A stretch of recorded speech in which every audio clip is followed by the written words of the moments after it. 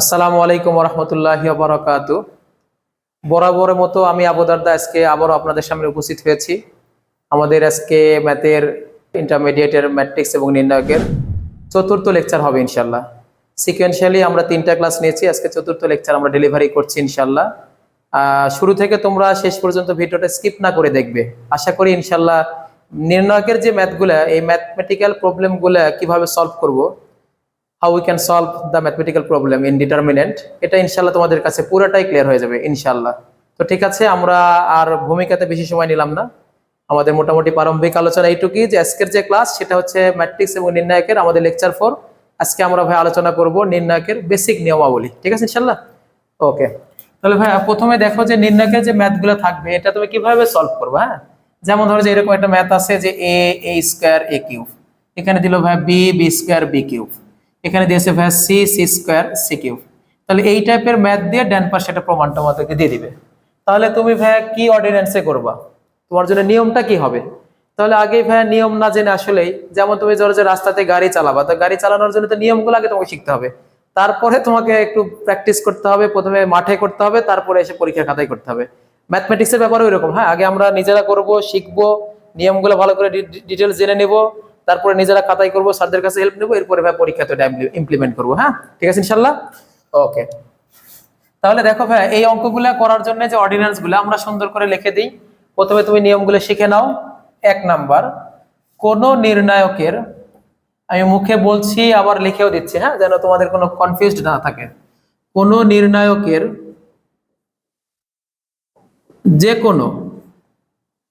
যে কোনো একটি সারি অথবা কলাম বরাবর প্রত্যেক ভুক্তি শূন্য হলে, হ্যাঁ, প্রত্যেক ভুক্তি, আচ্ছা ভুক্তি মিন্স এলিমেন্ট, হ্যাঁ, প্রত্যেক ভুক্তি শূন্য হলে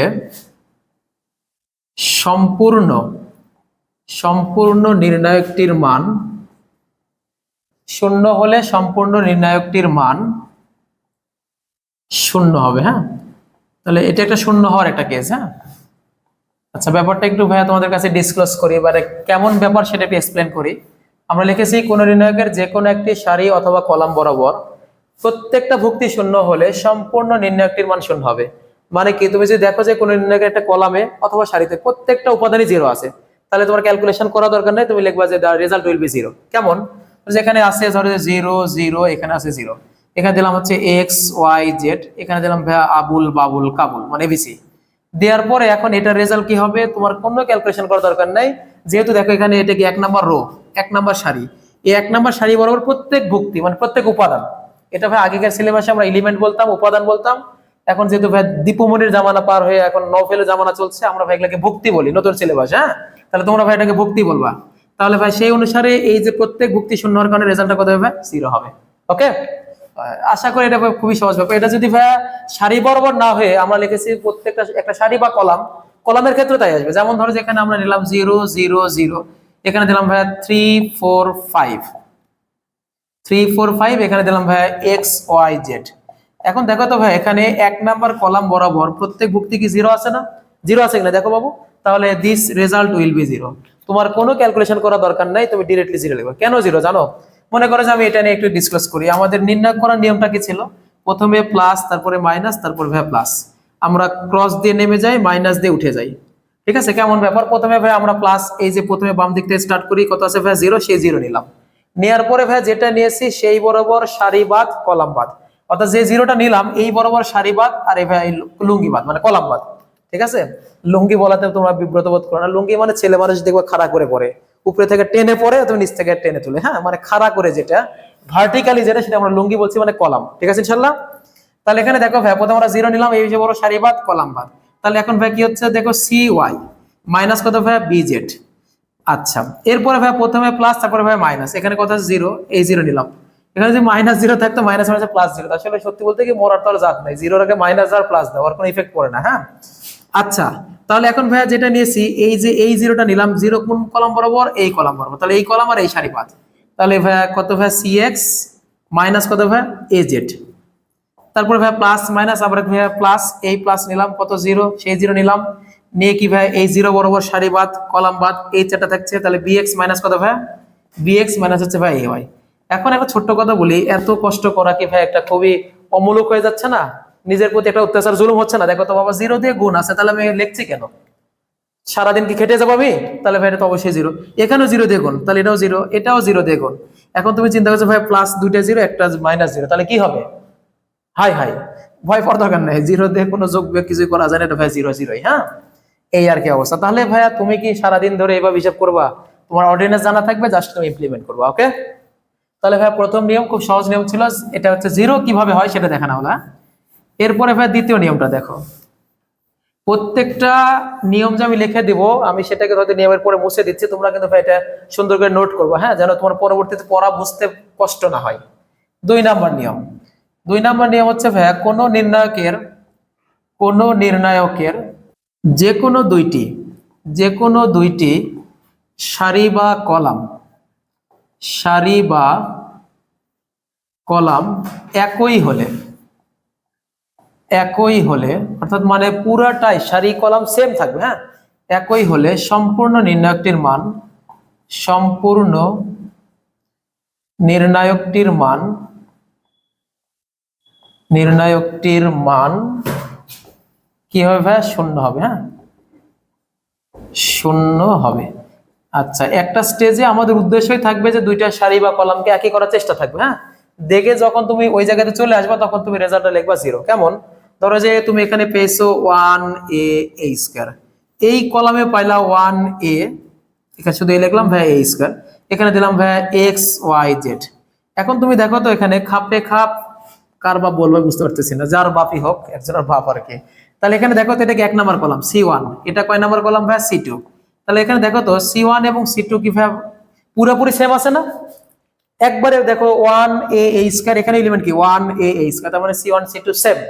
আমাদের কথা কি ছিল? কোন নির্ণায়কের যে কোনো দুইটি সারি, তাহলে 1 নাম্বার কলাম 2 নাম্বার কলাম বা কলামও বলেছি, কিন্তু যে কোনো দুইটি সারি অথবা কলাম। তাহলে এখানে তুমি দেখো C1 এবং C2 দুইটা কলাম পুরোপুরি সেম আছে, তাহলে তোমার কোনো দিকে তাকানোর দরকার নাই, তুমি জাস্ট লিখবা দা রেজাল্ট উইল বি 0। রেজাল্টটা কি হবে? 0 হবে। হ্যাঁ, এটা ভাই কলামের ব্যাপারে শুধু সিদ্ধান্ত না, সারির ব্যাপারে হতে পারে। এখানে আমরা দিলাম ভাই a b c, এখানে দিলাম ভাই x স্কয়ার x কিউব, এখানে দিলাম ভাই y, আচ্ছা এখানে আবারও দিই x স্কয়ার x কিউব। তাহলে দেখো তো ভাই এখানে 3 নাম্বার সারি R3, 3 নাম্বার সারি আর হচ্ছে ভাই 2 নাম্বার সারি R2, এই দুটাকে ভাই একবারে সেম আছে না? তাহলে ভাই এই রেজাল্টটাও 0।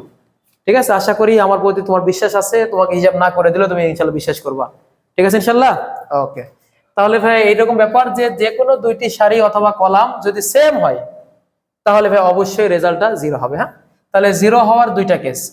এরপরে ভাই বাকি নিয়মগুলো আমরা আস্তে আস্তে করে লিখি। 3 নাম্বার নিয়ম, হ্যাঁ, 3 নাম্বার নিয়মটা সুন্দর করে ভাই তোমরা নোট করে করতে পারো। হ্যাঁ, 3 নাম্বার নিয়মটা সুন্দর করে লিখবা যে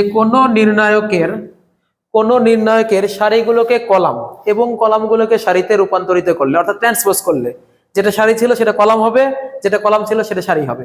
যদি এই অপারেশন চালাই আমরা, তাহলে রেজাল্ট পুরাপুরি মানে খাপে খাপ আব্দুল্লাহর বাপ সেম থাকবে, মানে কোনো চেঞ্জ হবে না। হ্যাঁ, কেমন ব্যাপার দেখো ভাই, এটা যদি এরকম হয় আমরা কি নিয়মটা লিখে দেব? আচ্ছা লিখে দিই, সবই যেতে লিখছি।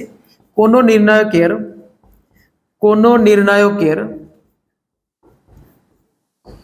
সারিগুলোকে কলাম এবং কলামগুলোকে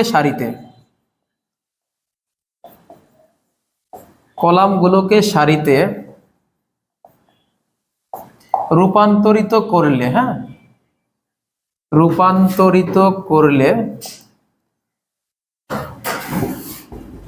কি হবে ভাই? সম্পূর্ণ নির্ণায়কটির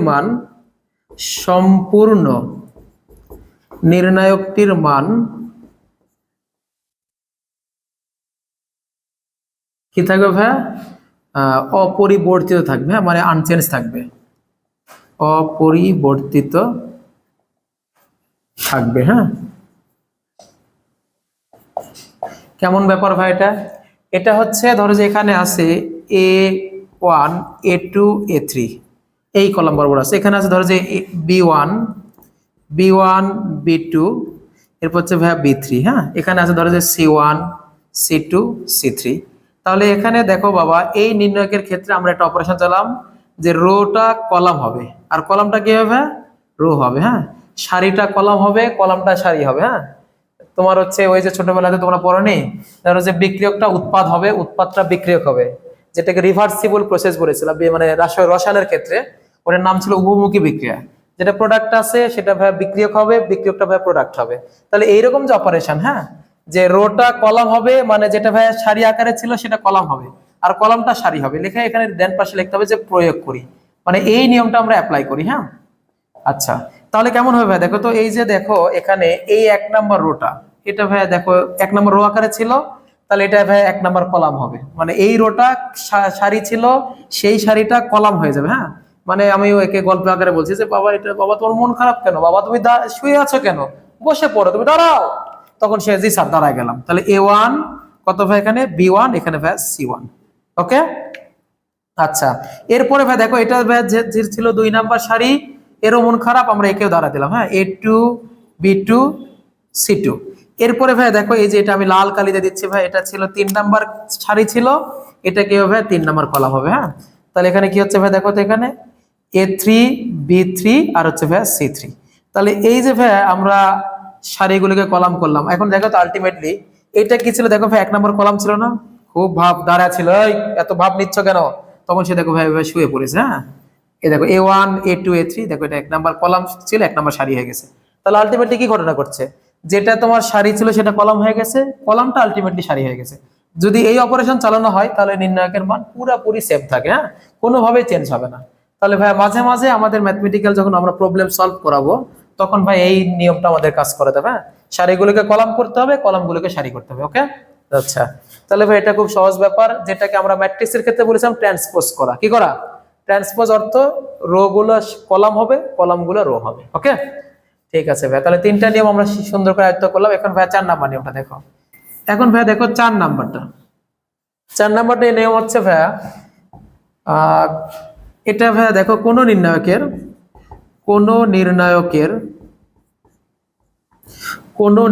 হ্যাঁ, আচ্ছা, যে কোনো দুইটি কলাম অথবা সারি, হ্যাঁ, কলাম বা সারি পরস্পর স্থান বিনিময়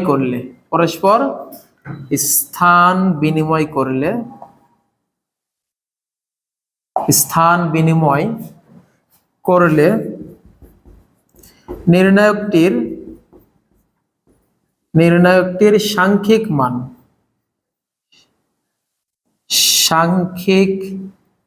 মান অপরিবর্তিত থাকে। হ্যাঁ, অপরিবর্তিত থাকে, কিন্তু চিহ্ন পরিবর্তন হয়। হ্যাঁ, আচ্ছা, এটা ভাই এর আগের মতোই, এর আগে সম্পূর্ণটা ঠিক ছিল, এখনো ঠিক থাকবে, কিন্তু এখানে একটা ছোট্ট ব্যাপার অ্যারাইজ করেছে, সেটা হলো যে চিহ্নটা। হ্যাঁ, এই যে এটা ভাই খুবই ভালো করে নোট করে দিলাম আমি, চিহ্নটা মানে সাইন যেটা ছিল প্লাস থাকলে মাইনাস হবে, মাইনাস থাকলে প্লাস হবে। ব্যাপারটা একটু ভাইয়া দেখো, একটা উদাহরণ দেখো, এখানে আমরা লিখলাম ভাইয়া A1, এখানে ভাইয়া আগের মতো A2, এখানে লিখলাম ভাই A3, এখানে লিখছি ভাইয়া B1 B2 B3, আর এখানে দিলাম ভাইয়া C1 C2 C3। তাহলে এটা একটা নির্ণায়ক আছে। এই নির্ণায়কের ক্ষেত্রে আমরা একটা অপারেশন চালাচ্ছি কি ভাইয়া, এই যে, আচ্ছা আমি ভাইয়া যেহেতু নিচে জায়গা নেই তাই আমি ডান পাশে লিখছি, তোমরা নিচে করবা। হ্যাঁ, আমরা কি করলাম ভাইয়া, 1 নম্বর সারিটাকে করলাম কি ভাইয়া 2 নম্বর সারি, আর আলটিমেটলি তাহলে কি হবে, 2 নম্বর সারিটা 1 নম্বর সারি হবে। R1 বলতে কি 1 নম্বর সারি, R2 বলতে কি 2 নম্বর সারি। তাহলে দেখো R1 টেন্ডস টু R2, মানে R1 টা R2 হতে চাই। এই যে ভাইয়া তীর চিহ্ন বোঝায় কি জানো, এটাকে বোঝা হচ্ছে টেন্ডস টু। কি বোঝায় ভাইয়া, টেন্ডস টু মানে হচ্ছে প্রবণতা। হ্যাঁ, টেন্ডস টু মানে হচ্ছে প্রবণতা বা হতে চাই। যেমন এই মনে করে যে Abdur Rahman tends to be engineer, tends to be doctor, সে ডাক্তার হতে চাই, বাটপার হতে চাই, এরকম বিভিন্ন ব্যাপার আর কি। আশা করি কেউ বাটপার হওয়ার নিয়ত নাই। হ্যাঁ, তাহলে এখন দেখো তো বাবা, এখানে এসে আমাদের কি হচ্ছে, 1 নম্বর সারিটা 2 নম্বর সারি হচ্ছে, 2 নম্বর সারিটা 1 নম্বর সারি হবে। হ্যাঁ, তাহলে এই অপারেশন চালালাম, তার মানে কি ভাই ইন্টারচেঞ্জ হলো না, এই 1 নম্বর সারিটা 2 এ যাবে, 2টা 1 এ আসবে। তাহলে এটা চালাও ভাই দেখি তো, তাহলে কি হচ্ছে ভাই দেখো তো, A2, এই যে 2 নম্বর সারিটা 1 নম্বর সারি হবে। হ্যাঁ, তারপরে কত ভাই B2, তারপরে কত ভাই C2, এরপরে ভাই দেখো তাহলে আলটিমেটলি 1 নম্বর সারি টু 2 নম্বর সারিতে যাবে a1 a2, আচ্ছা এটা হচ্ছে ভাই a1 b1 a1 b1, এটা কি ভাই c1। ওকে, আর নিচেরটা দেখো ভাই এটার ব্যাপারে আমরা কিছু লিখে নাই কিন্তু, তাহলে দিস উইল রিমেইন কনস্ট্যান্ট, এটা কি থাকবে, ঠিক থাকবে। হ্যাঁ, তাহলে a3 b3, এটা হচ্ছে ভাই c3। তাহলে যদি এই অপারেশন চালানো হয়, সুন্দর করে দেখো ভাই সম্পূর্ণ নির্ণায়কের মান a1 a2 a3 যা ছিল, এই দেখো a1 a2 a3 এগুলো কিন্তু আছে ভাই, এলিমেন্ট গুলো আছে। তাই আমরা বলছি সাংখ্যিক মানটা সেম থাকবে। সাংখ্যিক মান কি থাকবে, এই যে ভাই প্রত্যেকটা is element a1 b1 c1, দেখো কোনো না কোনো ভাবে a1 b1 c1 এগুলো আছে, a2 b2 c2 এগুলো আছে। তাই বলছি যে সাংখ্যিক মান পুরাটাই কি থাকবে, অপরিবর্তিত থাকবে। কিন্তু চিহ্ন কি হবে, এই যে চিহ্নটা পরিবর্তন হবে। কেমন, দেখো এই সম্পূর্ণ নির্ণয়কের সামনে এখানে কিছু না একটা প্লাস সাইন ছিল, সেখানে আসবে কি এটা ভাই মাইনাস সাইন, এটাই ভাই নিয়ম। হ্যাঁ, জাস্ট এখানে তোমার চিহ্নটা পরিবর্তন হবে। যদি তুমি আরেকবার এরকম অপারেশন চালাও, তাহলে ভাই আবার এটা সামনে মাইনাসের কারণে মাইনাসে মাইনাসে প্লাস হবে। হ্যাঁ, অর্থাৎ মাইনাস থাকলে প্লাস, প্লাস থাকলে মাইনাস। তাহলে ভাই 4টা নিয়ম হলো, আরো নিয়ম আছে, আর একটা নিয়ম তোমাদেরকে পড়াই, ঠিক আছে ইনশাল্লাহ। আচ্ছা 5 নাম্বার নিয়ম দেখো এখানে, আচ্ছা সব নিয়ম কি লিখে দিচ্ছি যেহেতু, আচ্ছা লিখে দিই। হ্যাঁ, নিয়মটা হচ্ছে এখানে ধরো যে আছে a স্কয়ার, এখানে আছে ধরো যে a কিউব, এখানে আছে ধরো যে b স্কয়ার b কিউব। আমি ভাই নিয়মটা আগে ভাই উদাহরণটা আগে দেখা দিই, তাহলে তোমাদের হয়তো এই নিয়মটার ক্ষেত্রে বোঝাটা সহজ হবে। c square c cube. তাহলে এখন দেখো তো, দেখো এই সারিতে প্রত্যেক জায়গাতে একটা করে ন্যূনতম a আছে, ন্যূনতম কি আছে, a আছে। যখন আমরা এখানে সামনে একটা ভাইয়া a কমন নিব, তখন নির্ণায়কের ক্ষেত্রে নিয়মটা কি ভাইয়া, ম্যাট্রিক্সের ক্ষেত্রে নিয়ম ছিল যে প্রত্যেক ভুক্তিতে ওটা কাজ করে। হ্যাঁ, যতগুলো পয়েন্ট আছে প্রত্যেকটা পয়েন্টে ওটা জয়েন্ট হয়। কিন্তু নির্ণায়কের ক্ষেত্রে ব্যাপারটা একটু চেঞ্জ, যেটা আমরা সামনে কমন আকারে নিয়েছি, মানে সামনে ছিল এটা প্রত্যেক জায়গাতে ছিল, তাহলে এখানে এই সারিতে যে কোনো একটা সারিতে অথবা কলামে সেটা কিভাবে ভাগ হবে। হ্যাঁ, সামনে নিয়েছি আমরা গুণ আকারে, যেমন ধরো যে তোমরা এইভাবে করনি, ধরো এক্স স্কয়ার, এখানে আছে ধরো যে 2x, যখন x কমন নাও তখন এভাবে x + 2 যে হয়, কিভাবে লেখো তোমরা, এটা সামনে x নিছো না, নেওয়ার কারণে এখানে ব্যাপারটা হয় এরকম যে x কমন নিয়েছো, তাহলে এই প্রত্যেকটা জায়গাতে x ভাগ হয়ে কিন্তু এখানে কাটাকাটি হয়ে 2, এখানে কাটাকাটি হয়ে x, এইভাবে থাকে কিন্তু, তাই না। তাহলে সামনে যে নিলাম তার মানে কি প্রত্যেক জায়গাতে ভাগ হবে। এখন কোন জায়গাতে ভাগ করবা, যেটা তোমার ভাইয়া রিলায়েবল হবে, যেটা সুইটেবল হবে। হ্যাঁ, দেখো এখানে এই 1 নম্বর সারিতে প্রত্যেক জায়গাতে a আছে না, তাহলে 1 নম্বর সারিতে কাজ করো। তাহলে এখানে কি আসবে ভাইয়া 1, এখানে a ভাগ হলে একটা a, এখানে a ভাগ হলে কত ভাইয়া a স্কয়ার, ঠিক আছে। এখন দেখো এটার নিয়মটা হচ্ছে, আমরা তো চাইলে এখানে কাজ করাতে পারতাম কি, এখানে তো ভাই প্রত্যেক জায়গাতে a নাই, এখানে যদি কাজ করাতাম তাহলে হতো কি b/a, এখানে b²/a, তাহলে অঙ্কটা হয়তো তোমার একটু ফরম্যাটটা কমপ্লিকেটেড হয়ে যেত। হ্যাঁ, কিন্তু নিয়ম এইভাবে না, নিয়ম হচ্ছে যে কোনো একটা সারিতে অথবা কলামে কাজ করবে। তাহলে দেখো তো বাবা এখানে কি হয়েছে, আমরা যেটা কমন নিয়েছি সেটা 1 নম্বর সারিতে কাজ করালাম, আমাদের জন্য যেন রিলায়েবল হয়। হ্যাঁ, এখানে দেখো তো ভাই এই জায়গাতে প্রত্যেক জায়গাতে b আছে, b কমন নিলাম, এখানে থাকছে কত ভাই 1b b², এখানে কি c আছে, তাহলে c কমন নিলাম 1c c²। ওকে, তাহলে মূল ঘটনা কি অ্যারাইজ করলো, যেটা আমরা সামনে নিব গুণ আকারে বা ভাগ আকারে, সেটা যে কোনো একটা কলামে অথবা সারিতে কাজ করবে। যেমন দেখো এ যে কমন নিয়েছে শুধু একটা সারিতেই কাজ করেছে, বি কমন নিয়েছে শুধু একটা সারিতেই কাজ করেছে, সি কমন নিয়েছে একটা সারিতেই কাজ করেছে। ব্যাপারটা হচ্ছে কি, যেটা কমন নিবা সামনে গুণ আকারে বা ভাগ আকারে যে কোনো একটা সারি অথবা কলাম বরাবর অপারেট করবে। যেমন ধরো তুমি এখানে যে এরকম থাকে, যেখানে আছে ধরো যে a স্কয়ার a কিউব, এখানে আছে ধরো যে a4, এখানে দিলাম ভাইয়া x y z, এখানে দিলাম ভাইয়া আবুল বাবুল কাবুল, এরকম ইচ্ছা মতো নিলাম। নিয়ে যদি এখানে আমরা একটা কাজ করলাম কি ভাইয়া, এই যে এই জায়গাতে ন্যূনতম 1 নাম্বার কলামে প্রত্যেক জায়গা থেকে a স্কয়ার আছে না, তাহলে a স্কয়ারটা সামনে কমন নিলাম। হ্যাঁ, তাহলে কি থাকছে এখানে ভাইয়া 1, এখানে থাকছে কত ভাইয়া a, এখানে থাকবে কত ভাইয়া a স্কয়ার, আর এখানে ভাইয়া বাকিটা সব ঠিক থাকবে। হ্যাঁ, a b c, কেন ওখানে কোনো কিছু কমন নেওয়ার মতো কিছু নেই।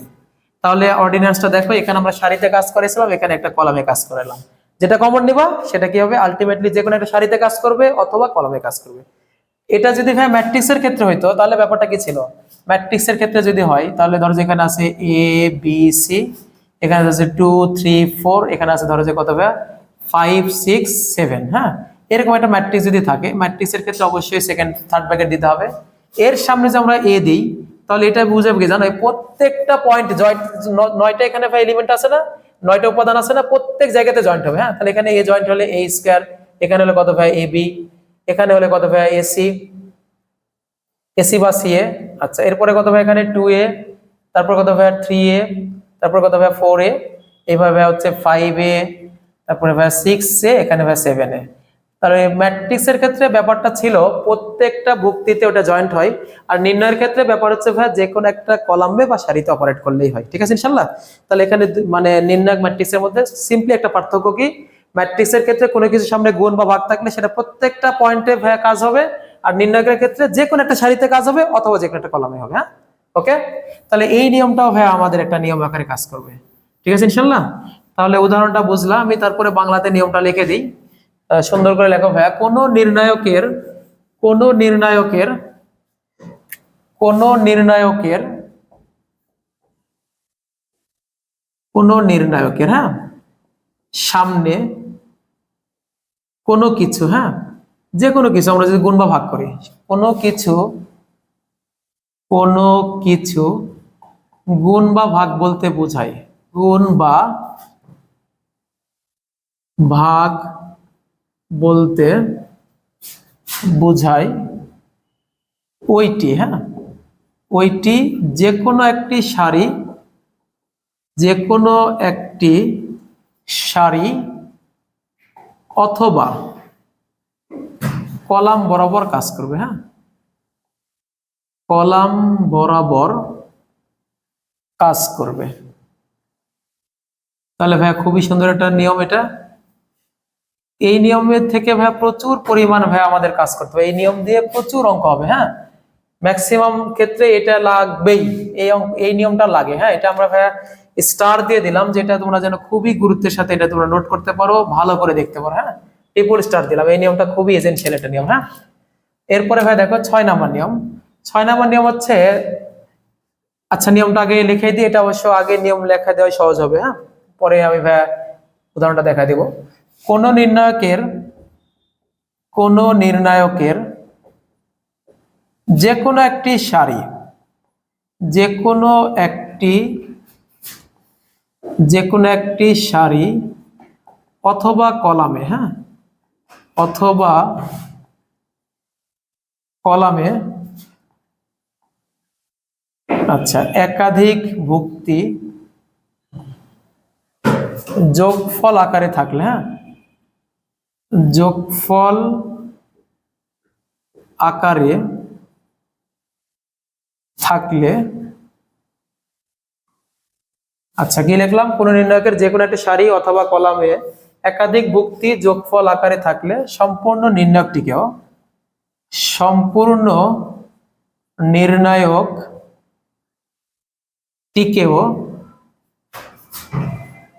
একাধিক নির্ণায়কের, হ্যাঁ একাধিক নির্ণায়কের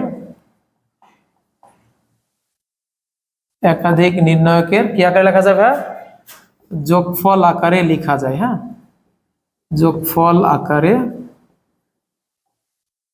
লেখা যায়। আচ্ছা নিয়মটা একটু ভাইয়া একটু লেংদি মনে হচ্ছে, কিন্তু ভাইয়া নিয়মটা খুবই সহজ। হ্যাঁ, কি লিখলাম, কোন নির্ণায়কের যে কোনো একটা সারি অথবা কলাম বরাবর একাধিক ভুক্তি যদি যোগ আকারে থাকে, সম্পূর্ণ নির্ণায়কটিকেও একাধিক নির্ণায়কের যোগফল আকারে লেখা যাবে।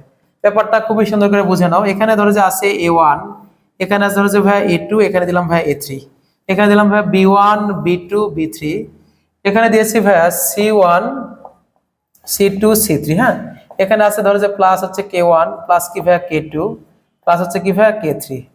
যদি এরকম একটা কেস অ্যারাইজ করে ভাই, হ্যাঁ তাহলে এখানে খুবই সুন্দর করে আমরা ভাই এই জায়গাতে জাস্ট টেক এ লুক, গুরুত্বের সাথে এটা ভাই একটু দেখবা যে এখানে এটা হচ্ছে C3 কলাম, মানে 3 নাম্বার কলাম। হ্যাঁ, এই কলামে দেখো তো ভাই দুইটা করে জিনিস যোগ আকারে আছে।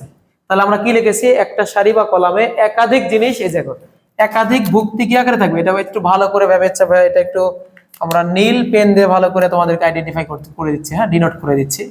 এই দেখো এই জায়গাটা ভালো করে খুব গুরুত্বের সাথে দেখো, এখানে কি বলেছে যে একাধিক ভুক্তি যোগ আকারে থাকলে, তাহলে এখানে এই জায়গাতে এসে যে একটা কলামে একাধিক ভুক্তি কি যোগ আকারে আছে না, তাহলে কি হবে, নির্ণায়কটিকেও একাধিক নির্ণায়কের যোগফল আকারে লেখা যায়। কেমন, এখানে এসে ব্যাপারটা হচ্ছে, আচ্ছা এটা ধরো যে ছোটবেলায় তোমরা অঙ্ক করেছিলা যে এ আছে এখানে, এখানে আছে ভাইয়া সি, তাহলে এটা কেমন করে কাজ করেছিল, এ একবার এখানে কাজ হয়, এ বি এই এ একবার এখানে কাজ হয়। হ্যাঁ, এটা জেনারেলি কিন্তু এইভাবে কাজ করে। নির্ণায়কের ক্ষেত্রেও তাই, প্রথমে এসে কি হবে ভাইয়া, এই যে ভাইয়া যোগের আগ পর্যন্ত, হ্যাঁ যেমন এখানে এই যোগের আগ পর্যন্ত প্রথম অংশটা এখানে যে ট্যাগ হয়েছে, হ্যাঁ তাহলে এখানে ভাইয়া আমরা এখানে এই জিনিসটা, এই যে এই নীল কালির অংশটা, এই দুটা দিয়ে প্রথমে ট্যাগ হবে। হ্যাঁ, কেমন? এখানে তুমি সুন্দর করে লিখে নাও ভাইয়া A1 A2 তারপরে কত ভাইয়া A3, এখানে কত আছে ভাইয়া B1 B2 B3। হ্যাঁ, এই যে যোগের প্রথম অংশটা কত আছে ভাইয়া C1 C2 C3, এটা ভাইয়া আমাদের এই প্রথম অংশের সাথে যোগ হয়ে গেল। এরপরে ভাইয়া প্রত্যেক জায়গাতে যোগ থাকলে এখানে আমরা যোগ দিব, যদি এখানে বিয়োগ থাকতো তাহলে প্রত্যেক জায়গায় আমরা বিয়োগ দিতাম। হ্যাঁ, এখন কি হবে ভাইয়া, এই দুইটা যে প্রথম অংশকে যেমন ধরেছিল, এখন এই দুইটা যে ধরবে ভাই এই দ্বিতীয় উপাদানকে ধরবে। কেমন ভাই?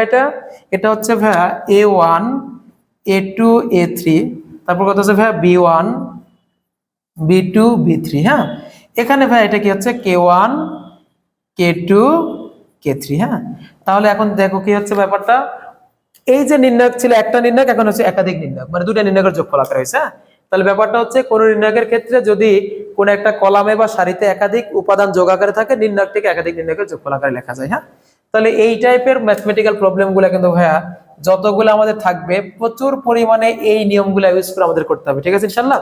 আচ্ছা, আর একটা নিয়ম আছে, একটা লেংথি নিয়ম, ওটা ভাই আমরা আজকে লিখছি না, সামনের দিনে লিখবো। এই যে এতক্ষণ যে পড়াইলাম এই নিয়মগুলো কেমন ইমপ্লিমেন্ট হয়, একটা ছোট্ট একটা ম্যাথ প্রবলেম করাই। হ্যাঁ, ঠিক আছে ইনশাআল্লাহ।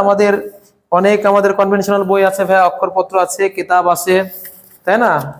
ইকরা বিসমি রাব্বিকাল্লাযী খলাক, কিতাবের কথা বলা হয়েছে। হ্যাঁ, পড়তে হবে। এখন সেই পড়া যে ম্যাথমেটিক্স সেটা হয় না, কিন্তু আমাদের ভাই জ্ঞান অর্জনের জন্য পড়তে হবে ইনশাআল্লাহ। হ্যাঁ, হালাল রুটি রুজির জন্য কিন্তু ভাই পড়ালেখা করতে হবে ইনশাআল্লাহ। ওকে ভাইয়া, একটা ছোট্ট ম্যাথ প্রবলেম দেখো। এখানে একটা অঙ্ক দেওয়া আছে, দেখো ভাইয়া, এখানে দেওয়া আছে 3, এখানে 3, এখানে ভাইয়া 3, তারপর আছে কত ভাই, এখানে দ্বিতীয় কলাম আছে A B C, এখানে আছে ভাইয়া B plus C C plus A, এখানে দেওয়া আছে ভাইয়া C প্লাস A। এই নির্ণায়কের রেজাল্ট ওরা 0 প্রমাণ করতে বলেছে। Prove that this equals to ভাইয়া 0। হ্যাঁ, এটা কেমন করে তুমি করো ভাইয়া, সুন্দর করে দেখো। আমরা এটাকে লিখলাম ভাইয়া লেফট হ্যান্ড সাইড। হ্যাঁ, এই ডানের জিরোটাকে মুছে দিলাম। এখন তোমাদেরকে আমি একটা কথা আলোচনা করেছিলাম যে জিরো হওয়ার ক্ষেত্রে দুইটা নিয়ম ছিল, যে কোনো নির্ণায়কের যে কোনো একটা সারি বা কলামের প্রত্যেক ভুক্তি শূন্য ছিল, তাহলে রেজাল্টটা 0 ছিল। আরেকটা নিয়ম লিখেছিলাম 2 নম্বরে, যে কোনো দুইটি কলাম বা সারি খাপে খাপ সেম ছিল। হ্যাঁ, হুবহু একই হবে। যেমন ধরো যে এখানে এসে আমাদের এই দুটোর মধ্যে কোনো নিয়ম ব্যবহার করতে পারি কিনা আমরা দেখো। এখানে প্রথমে যে নিয়মটা কাজ করাচ্ছি আমরা, দেখো এই বরাবর মানে 1 নম্বর কলাম বরাবর প্রত্যেক ভুক্তিতে ভাইয়া 3 আছে না, 3 তাহলে কি হবে ভাইয়া, কমন যাবে। হ্যাঁ, তাহলে এখানে আমরা 3 কমন নিলাম, থাকছে কত এখানে ভাইয়া 1 1 1, এখানে আছে কত ভাইয়া A B C। আচ্ছা, যেটা কমন নিব একটা কলামে কাজ হয়ে গেছে, কিন্তু 4 নাম্বার না 5 নাম্বার নিয়ম লিখলাম, আর অন্য কোনো জায়গায় এটার কাজ করবে না। হ্যাঁ, এখানে ভাইয়া B প্লাস C, এখানে ভাইয়া কত C প্লাস A, এখানে কত আছে ভাইয়া, আচ্ছা এটা হচ্ছে C, এটা ছিল ভাইয়া A প্লাস B। হ্যাঁ, এটা ছিল ভাইয়া A প্লাস B। ওকে, এই আর কি অবস্থা। এখন বাবুরা এখানে দেখো তো, এই যে 1 নাম্বার কলামের প্রত্যেক ভুক্তি 1 আসছে। এখন আমরা কিন্তু ফ্ল্যাট করে প্লাস মাইনাস এইভাবে দিয়ে যে বিস্তৃতি করলাম না, প্রথমে নেমে যাব, মাইনাস দিয়ে উঠে যাব, এরকম অর্ডিনান্স এখানে কাজ করাতে পারতাম, কিন্তু তাহলে ছোট বাবুর মতো হতো। এত নিয়মগুলো পড়ে কি করলাম আমরা? তো দেখো নিয়মগুলো দেখো ভাই, নিয়মগুলোর কাজ আছে কিনা এখানে। এখন আমরা যদি ভাই একটা ছোট্ট একটা অপারেশন দেখো, এই বরাবর যে যোগ করে দেই, এটার নাম কি ভাই? এই কলামের নাম হচ্ছে ভাই C2, এটা কি ভাই C2। এই যে কলাম ভাই এটার নাম কি ভাই C3। আচ্ছা, কেন যোগ করবো ভাই? দেখো তো, এটা যে যোগ করে দাও, ভালো করে দেখো, প্রথমটার সাথে প্রথমটা যোগ, দ্বিতীয়টার সাথে দ্বিতীয়টা যোগ, তৃতীয়টার সাথে তৃতীয় যোগ, তাহলে এটা কি হচ্ছে দেখো A plus B plus C, এটা কি হচ্ছে B plus C plus A, ultimately A plus B plus C। একইভাবে দেখো তো C plus A plus B অর্থাৎ A plus B plus C আসছে। হ্যাঁ, তাহলে প্রত্যেক জায়গাতে একই হওয়ার কারণে এটা আবার কমন যাবে না, যেমন এখানে প্রত্যেক জায়গাতে 3 ছিল সেটা কমন গিয়েছিল। তাহলে আমরা কি করতে চাচ্ছি, এটার সাথে এটা যোগ করব। কার সাথে কি যোগ করব? C2 এর সাথে, সরি C2 এর সাথে কি যোগ করব ভাই? C3। এই যে যোগ করব, যোগ করার ফলে তুমি ভাই যে কোনো জায়গায় বসাতে পারো। আমরা এখানে C2 এর সাথে C3 যোগ করেছি, আমরা C2 তেই বসালাম। যেখানে বসাবা সেই জায়গাতে প্রাইম দিবা, কি দিবা? প্রাইম দিবা। হ্যাঁ, আচ্ছা, যদি ভাই তোমার প্রয়োজনে তুমি এখানে লিখলা C2 প্রাইম, তাহলে বিয়োগের ক্ষেত্রে যদি তুমি বিয়োগ করে দাও, যেখানে প্রাইম দিছো মানে যেখানে ফলাফলটা বসাচ্ছ, প্রাইম দেওয়ার অর্থ ফলাফলটা ওই জায়গাতে আমরা ইমপ্লিমেন্ট করব, মানে বসাবো। যেখানে ফলাফলটা সাবস্টিটিউট করছি সেই জায়গাতে প্রাইম দিব। বিয়োগের ক্ষেত্রে ওই জায়গা থেকেই বিয়োগটা কি হবে? স্টার্ট হবে কিন্তু। ঠিক আছে, তুমি C2 প্রাইম লিখেছো, লিখে তুমি লিখলা ভাই C3 বিয়োগ C2, তাহলে তোমার টোটাল রেজাল্টটাতে একটা ঝামেলা তৈরি হবে। কেমন ঝামেলা? ওরা হয়তো প্রমাণ করতে বলবে 10, তোমার হবে -10, মানে তোমার মনে আসবে না কোনো শান্তি, তুমি 10 পাবা না। হ্যাঁ, তুমি 10-এর মধ্যে থাকবা। তাহলে কেমন ঘটনা দেখো তো, এখানে আমরা যোগের ক্ষেত্রে কিন্তু এরকম না। যোগের ক্ষেত্রে তুমি যে কোনো জায়গাতে বসাতে পারো ফলাফল। C2 তে যোগ করছি, দেখো C2 তে বসাচ্ছি C2 যোগ C3। এখন তুমি এই ফলাফলটা যদি C3 তে বসাও, এই জায়গাতে বসাও 3 নম্বর কলামে, তাও কোনো অসুবিধা হবে না। হ্যাঁ, ওকে, আমরা সহজটাই করি ভাই, এখানে C3 লিখেছি। C2 প্রাইম অর্থ কি, C2 তে বসাবো। হ্যাঁ, তাহলে দেখো তো বাবা কেমন হচ্ছে এটা, এই জায়গাতে এসে আমরা কিন্তু 1 নাম্বার কলাম লিখে কিছু লিখি না, তাহলে দিস উইল রিমেইন কনস্ট্যান্ট। এখন যোগ হবে C2 এর সাথে C3 যোগ, প্রত্যেক অনুরূপ উপাদান, প্রথমটার সাথে প্রথমটা যোগ। তাহলে কত হচ্ছে ভাই, A plus B plus C। যখন এটার সাথে যোগ করবো তখন কি হচ্ছে ভাই, A plus B plus C। এখন কত হচ্ছে ভাই, দেখো A plus B plus C। ওকে, আর এই জায়গাতে কত আছে ভাই, B plus C, C plus A, এখানে কত ভাই, A প্লাস B। ওকে, এখন বাবুরা দেখো তো এই জায়গাতে এসে এই নির্ণায়কের এই যে C2 তে প্রত্যেক উপাদানের মধ্যে A plus B plus C আছে, তাহলে যেটা কমন যাবে কমন নিতে হবে, ক্যালকুলেশন সহজ হবে। হ্যাঁ, তাহলে আমরা কি করলাম ভাই, এখানে 1 1 আছে, এখানে রেখে দিলাম। আচ্ছা, তাহলে A plus B plus C কি আছে, কমন আছে না, সেটা নিয়ে নাও। হ্যাঁ, এই যে A plus B plus C common, তো এখানে আছে কত 1 1 1, এই জায়গাতে কত ভাই 1 1 1, আর এখানে কত ভাই B plus C, C plus A, এখানে কত ভাই A প্লাস B। আমরা দেখো তো ভাইয়া 2 নাম্বার নিয়মে লিখেছিলাম যে কোন নির্ণায়কের যে কোনো দুটি কলাম বা সারি একই হবে। এখানে দেখো তো ভাইয়া, এটা এখন C1, এটা কি ভাই C2 না, এই C1 এবং C2 কি ভাই পুরা সেম আছে না, দেখো এটা 1 1 1, এটা 1 1 1। তার মানে আমাদের নিয়মটা কি হবে, যদি কোনো নির্ণায়কের যে কোনো দুটি সারি বা কলাম সেম হয়, তাহলে নির্ণায়কের মান হচ্ছে কি ভাই 0 হবে। তাহলে তোমার আর অত হিসাব নিকাশের দরকার নাই, ডিরেক্টলি তুমি লিখে দাও A plus B plus C, আর এই ফলাফলটা কত ভাই 0 0, তাহলে 0 এর সাথে গুণ মানে 0। হ্যাঁ, এটা হচ্ছে আমাদের রাইট হ্যান্ড সাইড।